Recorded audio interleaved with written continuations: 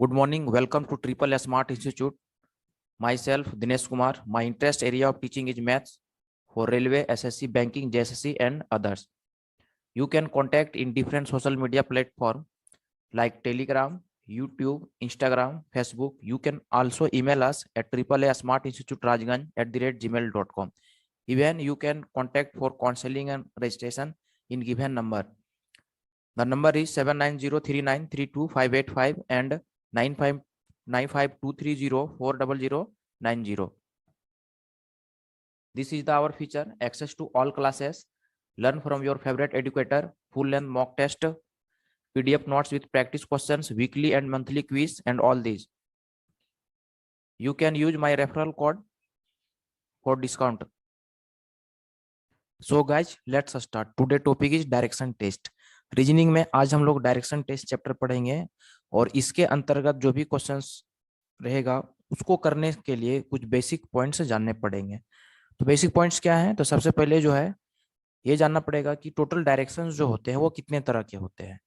तो total direction जो है 8 तरह के होते हैं. इस तरीके से ये डायरेक्शन ईस्ट कहलाता है, पूरब, इसको कहेंगे वेस्ट मतलब पश्चिम, ये हो जाएगा नॉर्थ मीन्स उत्तर हो जाएगा, ये साउथ मीन्स आपका ये दक्षिण हो जाएगा. तो मेनली ये 4 डायरेक्शंस हो गए हैं. और 4 डायरेक्शंस होते हैं जिसे उप दिशाएं भी हम कहेंगे. ये वाला जो है नॉर्थ ईस्ट कहलाएगा, उत्तर पूरब. ये वाला क्या कहलाएगा? साउथ ईस्ट, दक्षिण पूरब. ये वाला कहलाएगा नॉर्थ वेस्ट, ठीक है, उत्तर पश्चिम. और ये कहलाएगा क्या? साउथ वेस्ट, दक्षिण पश्चिम. अब ध्यान दें, यहाँ पे पहले नॉर्थ को रखे हैं और यहाँ पे साउथ को रखे हैं. हमेशा जो है पहले पोल को लेना है, पोल, नॉर्थ पोल और ये साउथ पोल. कहने का मतलब ये है कि अगर ये वाला डायरेक्शन लेना है तो पहले नॉर्थ को रखना है फिर ईस्ट को. तो नॉर्थ ईस्ट हो गया, उत्तर पूरब. ऐसा नहीं कि ईस्ट नॉर्थ, पूरब उत्तर, ऐसा नहीं. पहले पोल को रखना है, नॉर्थ, और इधर साउथ को, ठीक है. इस तरीके से साउथ ईस्ट इधर बनेगा और इधर साउथ वेस्ट बन जाएगा. अब यहाँ पे हर डायरेक्शन के बीच जो है 45 डिग्री का कोण बनता है. तो यहाँ से यहाँ अगर हम लें तो ये 45 डिग्री का बनेगा. यहाँ से यहाँ अगर लें तो ये 90 डिग्री का बनेगा. और यहाँ से यहाँ अगर हम लें तो ये हो गया आपका 90 डिग्री. और यहाँ से लेकर यहाँ तक अगर पूरा लें तो ये हो जाएगा 135 डिग्री. यानी 1 2 3 घर लेने पर 135 डिग्री का बनता है. इसी तरीके से यहाँ अगर लेंगे तो 180 डिग्री का एंगल बन जाएगा. इस तरीके से इसके साथ ही ये भी जानना पड़ेगा कि अगर मान लीजिए घड़ी की दिशा में अगर मूव करते हैं तो इसे हम लोग कहते हैं क्लॉकवाइज, ठीक है. इसी को हिंदी में कहा जाता है दक्षिणावर्त. ये आपका हो गया दक्षिणावर्त, ओके. और अगर एंटी क्लॉकवाइज अगर घूमा जाए इस तरीके से, इधर से अगर घूमेंगे तो ये हो गया आपका एंटी क्लॉकवाइज, एंटी क्लॉकवाइज, ठीक है. इसी को हिंदी में क्या कहेंगे? वामावर्त कहेंगे. इंग्लिश जानना आसान होता है बट हिंदी थोड़ा सा कंफ्यूजन होता है कि ये हिंदी में क्या बोलेंगे. तो क्लॉकवाइज को दक्षिणावर्त और एंटी क्लॉकवाइज को वामावर्त कहेंगे, ठीक है. यहाँ तक क्लियर हो गया. नेक्स्ट जो डायरेक्शंस होते हैं इसमें सबसे पहले तीन नंबर का 8 में अगर मान लीजिए आप पूरब की ओर अगर आप जा रहे हैं इस तरीके से, तो आपका जो लेफ्ट होगा इधर होगा ऊपर की तरफ, और राइट जो होगा ये नीचे की तरफ होगा, ठीक है. सेकंड कॉन्सेप्ट क्या है? अगर आप पश्चिम की ओर जा रहे हो तो आपका जो लेफ्ट होगा ये नीचे की तरफ होगा और राइट आपका होगा ऊपर की तरफ, ओके. इस तरीके से अगर आप उत्तर की ओर जा रहे हो तो लेफ्ट आपका होगा इधर और राइट आपका क्या होगा? इधर हो जाएगा. और एक अगर आप दक्षिण की ओर अगर जा रहे हैं तो लेफ्ट होगा आपका इधर और ये राइट किधर होगा? तो इसका इधर हो जाएगा. इस तरीके से ये भी आप याद रखें. इसके साथ ही जो है यहाँ पे पाइथागोरस थ्योरम ये आपको याद रखने हैं. राइट एंगल ट्राइंगल समकोण त्रिभुज में ये आपका कर्ण हो गया हाइपोटेनस, जिसे हम कहेंगे, ये लंब हो गया परपेंडिकुलर, और ये बेस हो गया आधार हो गया, ठीक है. इसको पूरा लिख देते हैं डिटेल से. एस से हाइपोटेनस हो गया जिसे हम लोग कर्ण कहेंगे, ठीक है, हिंदी में. और ये बी से बेस हो गया, बेस मीन्स हो गया आपका क्या? आधार. और पी से क्या हो गया? परपेंडिकुलर. परपेंडिकुलर मीन्स क्या हो गया? लंब हो गया, ठीक है. तो इस तरीके से पाइथागोरस थ्योरम के अनुसार अगर हमें कर्ण निकालना हो तो कर्ण बराबर होता है रूट अंडर लंब का स्क्वायर यानी पी का स्क्वायर प्लस आधार का स्क्वायर बी का स्क्वायर. इसी तरीके से अगर हमें यहाँ पे क्या निकालना हो, अगर लंब निकालना, पी निकालना हो, तो रूट अंडर कर्ण का स्क्वायर h का स्क्वायर माइनस क्या हो जाएगा, तो आधार का स्क्वायर। एक और होता है, अगर आपको आधार निकालना हो तो इसका फॉर्मूला कर्ण का स्क्वायर माइनस क्या होता है, लंब का स्क्वायर। तो इस तरीके से इतनी सारी चीजें जो है याद रखने होते हैं डायरेक्शन टेस्ट का क्वेश्चन बनाने के लिए। चलिए यहाँ तक अगर क्लियर हो गया होगा, आई होप क्लियर हो ही गया होगा। इसके बाद आप कुछ क्वेश्चंस पे आते हैं, ठीक है। तो क्वेश्चन से आपको बहुत अच्छे तरीके से क्लियर हो जाएगा कि क्वेश्चंस बनाना कैसे है, डायरेक्शन टेस्ट का जो भी क्वेश्चंस मिलेगा, ठीक है। तो सबसे पहले पहला क्वेश्चन बोल रहा है कि राम पूरब की ओर अपने घर से 10 किलोमीटर चलता है। तो ध्यान दे, पूरब की ओर अगर चल रहा हो तो यहाँ पे अगर हम खड़े हैं तो पूरब इधर होगा, और पूरब की ओर जो है ये 10 किलोमीटर चला। इसके बाद फिर जो है बाईं ओर मुड़कर 12 किलोमीटर चलता है। तो पूरब की ओर अगर जा रहा है तो इसका बाएं ऊपर की ओर होगा, और यहाँ से ये जो है 12 किलोमीटर चलता है। फिर क्या होता है कि फिर जो है दाईं ओर मुड़कर 7 किलोमीटर चलता है। तो दाईं ओर अगर मुड़े तो इस तरीके से ये 7 किलोमीटर चलेगा, ये 7 किलोमीटर, ठीक है। नेक्स्ट क्या है, फिर दाईं ओर मुड़कर फिर 7 किलोमीटर ये चलता है। फिर दायां अगर मुड़ेगा तो ये नीचे की तरफ जाएगा, और इस तरीके से फिर ये 7 चलता है। फिर क्या, उसके बाद जो है बाईं ओर मुड़कर 3 किलोमीटर चलता है। तो इसका अब जो बायां इधर होगा, बाईं ओर मुड़कर ये 3 किलोमीटर चलता है यहाँ पे। इसका अंततः जो है दाईं ओर मुड़कर 5 किलोमीटर चलता है। तो 5 अगर चलेगा तो अब दायां इसका इधर होगा, और ये चलता है 5, ये हो गया 5। इस तरीके से यहाँ से यहाँ देखा जाए तो 7 है, और यहाँ से यहाँ क्या 5, 7 5 हो गया क्या 12। 12 आने पर बिल्कुल जो है इसके सीधे में ये आ जाएगा, ठीक है। तो बताइए कि वह अपनी घर से कितनी दूरी पर खड़ा है। इसका घर यहाँ पे था, इस पॉइंट पे, यहाँ से ये जो है यहाँ पे आ चुका है, तो कितनी दूरी पर ये खड़ा है। तो ध्यान दें, इसको अगर यहाँ पे डॉट डॉट मिला दें तो यहाँ से लेकर यहाँ तक की जो दूरी होगा ये 7 किलोमीटर होगा, क्योंकि यहाँ से लेकर यहाँ तक 7 है, ये हो गया।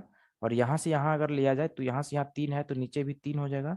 इस तरीके से यहाँ से लेकर फाइनली यहाँ तक की दूरी कितनी होगी, तो 10 किलोमीटर प्लस ये 7 किलोमीटर प्लस ये क्या 3। इस तरीके से हो जाएगा टोटल 20 किलोमीटर की दूरी पर ये खड़ा है अपने घर से, और ये हमारा आंसर हो जाएगा, ठीक है। तो हम कह सकते हैं इस तरीके से डायरेक्शन टेस्ट के क्वेश्चंस को बनाना बहुत ही आसान होता है। चलिए कुछ और एग्जाम्पल लेते हैं नेक्स्ट क्वेश्चन की ओर। यहाँ पे ध्यान दीजिएगा कि श्याम अपने घर से पश्चिम की ओर 12 किलोमीटर चलता है। तो श्याम का घर मान लेते हैं यहाँ पे है, ये पॉइंट है श्याम का घर। यहाँ से जो है ये पश्चिम की ओर 12 किलोमीटर चलता है। इस तरीके से ये 12 किलोमीटर चला, ये 12 किलोमीटर चला, ठीक है। फिर अपनी बाईं ओर मुड़कर 4 किलोमीटर चलता है। तो इसका पश्चिम की ओर अगर आ रहा है, तो स्टार्टिंग में बता चुके हैं कि पूरब में जाए, पश्चिम में जाए, उत्तर में जाए या दक्षिण में जाए, तो उसका बायां और दायां किधर होता है, स्टार्टिंग में बता चुके हैं। अब यहाँ पे पश्चिम की ओर आने के बाद बाईं ओर मुड़कर 4 किलोमीटर चलता है। तो इसका बायां इधर होगा, और इधर से मुड़कर ये चलता है कितना, 4 किलोमीटर।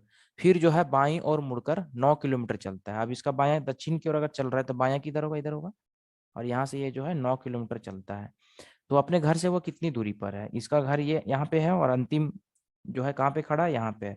तो यहाँ से लेकर यहाँ तक की दूरी क्या है, ये हमें निकालना है, ठीक है। तो सबसे पहले क्या करेंगे कि यहाँ से यहाँ तक एक लाइन हम खींच लेंगे। तो ये अगर 4 है तो ये भी 4 किलोमीटर हो जाएगा, और पूरा यहाँ से यहाँ अगर 12 है और यहाँ से यहाँ अगर 9 है, तो ये वाला जो पार्ट होगा ये हो जाएगा 3, ठीक है। और यहाँ से लेकर यहाँ तक इधर ये कितना हो जाएगा, ये 9 हो जाएगा, लेकिन हमको इसको लेना है, 3 को लेना है, ठीक है। इस तरीके से यहाँ से लेकर यहाँ तक जो है ये एक हमारा ट्रायंगल बन चुका है, त्रिभुज। और यहाँ पे 90 डिग्री का कौन बनेगा, तो ये आपका हो गया राइट एंगल ट्रायंगल, समकोण त्रिभुज। और अगर समकोण त्रिभुज लें तो ये हमारा क्या हो जाएगा, कर्ण हो जाएगा। अब यहाँ पे कर्ण निकालेंगे, इसका मतलब ये हुआ कि अपने घर से कितनी दूरी पर खड़ा है ये हमें मिल जाएगा। तो कर्ण बराबर, अभी आप लोगों को बताया गया कि लंब का स्क्वायर प्लस क्या हो जाएगा, आधार का स्क्वायर हो जाएगा। तो लंब यहाँ पे कौन वाला होगा, तो लंब ये वाला हो जाएगा, ये आधार कहलाएगा, ठीक है। तो लंब 4 का स्क्वायर 16 और 3 का स्क्वायर 9, 16 ना कितना हो जाएगा 25, और 25 का रूट कितना हो जाएगा 5। तो अपने घर से जो है अब वह 5 किलोमीटर की दूरी पर खड़ा है, ठीक है। और ये हमारा आंसर हो जाएगा। तो इस तरीके से इस टाइप के क्वेश्चंस को बनाना बहुत ही आसान होता है। सिर्फ कुछ बेसिक पॉइंट्स होते हैं, ठीक है, बेस के लिए जिसे जानना होता है, वो स्टार्टिंग में हम बता चुके हैं, ठीक है। नेक्स्ट क्वेश्चन, क्वेश्चन नंबर 3 पे ध्यान दीजिएगा कि बी जो है ए के दक्षिण पश्चिम में है। तो बी अगर ए के दक्षिण पश्चिम में है तो पहले एक मान लेते, ए यहाँ पे खड़ा है और ए का ये पूरब, ये पश्चिम, उत्तर और ये दक्षिण हो गया। तो बी जो है ए के दक्षिण पश्चिम, तो ए का जो है ये दक्षिण पश्चिम ये वाला होगा, ये दक्षिण पश्चिम, तो ये वाला दक्षिण पश्चिम होगा। और इधर जो है कौन खड़ा है, तो इधर बी खड़ा है, तो इधर बी खड़ा है। बी का ये पूरब होगा, पश्चिम, उत्तर और ये दक्षिण। इस तरीके से यहाँ पे बी खड़ा हो गया। लेकिन ए के दक्षिण पूरब में सी खड़ा है, लेकिन ए का दक्षिण और ये पूरब, तो दक्षिण पूरब में कौन खड़ा है, सी खड़ा है। लेकिन ए और बी के सीधी रेखा में ए के दक्षिण पूरब में सी खड़ा है, और इसके साथ ही ए बी के सीधी रेखा में लेकिन सी के उत्तर में डी खड़ा है। ठीक है, अब यहाँ पे अगर सी खड़ा है ए के दक्षिण पूरब में, तो यहाँ पे सी को पहले ले लेते हैं। सी हो गया इसका, सी का पूरब, पश्चिम, उत्तर और ये दक्षिण, ऐसा हो गया। ठीक है, अब यहाँ पे देखना यह है कि ए के दक्षिण पूरब में सी खड़ा है। इससे पहले क्या है कि बी के पूरब में, लेकिन ए के दक्षिण पूरब में सी खड़ा था, तो ऑलरेडी यहाँ पे बी के पूरब में ही सी आ गया, और इसके साथ ही ए के दक्षिण पूरब में सी खड़ा हो गया। इस तरीके से इसको यहाँ पे मिला देना था। ठीक है, अब ए बी के सीधी रेखा में ए और ये ए है और ये बी, तो ए बी के सीधी रेखा में लेकिन सी के उत्तर में, तो सी का उत्तर इधर होगा। ए बी के सीधी रेखा में लेकिन सी के उत्तर में यहाँ पे कौन खड़ा है, डी खड़ा है। तो बताइए ए से किस दिशा में डी खड़ा है, तो ए से किस दिशा में डी खड़ा है, तो ए का उत्तर और ये पूरब हो जाएगा, तो ए के उत्तर पूरब में डी खड़ा है, तो नॉर्थ ईस्ट, ए के नॉर्थ ईस्ट यानी उत्तर पूरब में कौन खड़ा है, तो डी खड़ा है, और ये उत्तर पूरब नॉर्थ ईस्ट हमारा आंसर हो जाएगा। ओके, तो क्वेश्चन तीन क्वेश्चन जो है बहुत ही आसान तरीके से बना के दिखाएं। आई होप बहुत ही अच्छी तरह से ये सारी चीजें समझ में आ रही होगी। चलिए और एक क्वेश्चन लेते हैं जो वेरी इंपॉर्टेंट है। यदि एक घड़ी में 4:30 होने पर यदि मिनट की सुई पूरब दिशा में हो तो घंटे की सुई किस दिशा में होगी। ठीक है, घड़ी में 4:30 बज रहा है, तो एक घड़ी अगर हम ले लेते हैं इस तरीके से, तो यहाँ पे 12 बजेगी, ये 6 बजेगा, इधर 3 हो जाएगा और ये 9, 4 यहाँ पे बजेगी और ये 5 यहाँ पे बजेगी। घड़ी में टाइम क्या हो रहा है, 4:30, 4:30 हो रहा है। इसका मतलब ये हुआ कि घंटे की सुई इस तरीके से इधर होगी, और मिनट की जो सुई होगी, मिनट की सुई 6 की तरफ होगा नीचे की ओर, ये हो गया 6 पे, तो इस तरीके से 4:30 यहाँ पे बजेगा। इसी को डायरेक्शंस में अगर हम लेंगे तो इस तरीके से लेना पड़ेगा। टोटल जो है 8 डायरेक्शन होते हैं, टोटल ये 8 डायरेक्शन हो गया। ये ईस्ट हो गया, वेस्ट, ये नॉर्थ और ये साउथ हो गया, ये साउथ ईस्ट हो गया, ये आपका हो गया साउथ वेस्ट हो गया, नॉर्थ ईस्ट हो गया, और ये नॉर्थ वेस्ट हो गया। अब यहाँ पे यदि मिनट की सुई पूरब दिशा में हो तो घंटे की सुई किस दिशा में होगी, तो 4:30 बजने पर जो घंटे की सुई है, ठीक है, घंटे की सुई इधर होगी इस तरीके से, और मिनट की सुई इस तरीके से इधर होगी। ये आपका मिनट की सुई हो गया, है ना। तो यहाँ पे घंटे की सुई अभी साउथ ईस्ट पे है, दक्षिण पूरब पे, और मिनट की सुई दक्षिण पे है।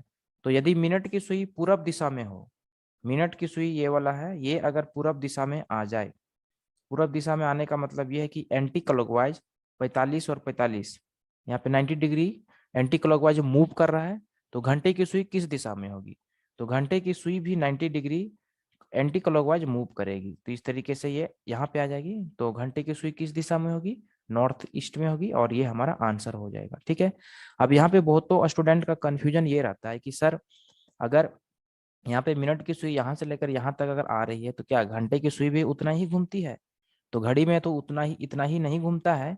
ध्यान दें, ठीक है, जितना मिनट की सुई मूव करती है उतने समय में घंटे की सुई उतना मूव नहीं करती है, उतना नहीं घूमती है।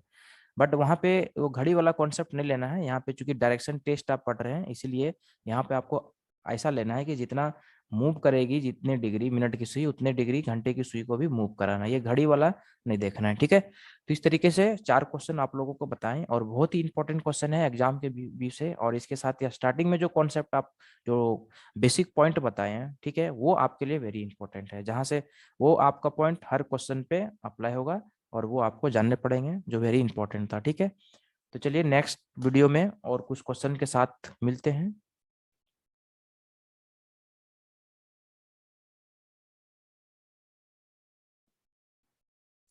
Thanks for watching my video. For regular watching, subscribe our YouTube channel Triple Smart Institute.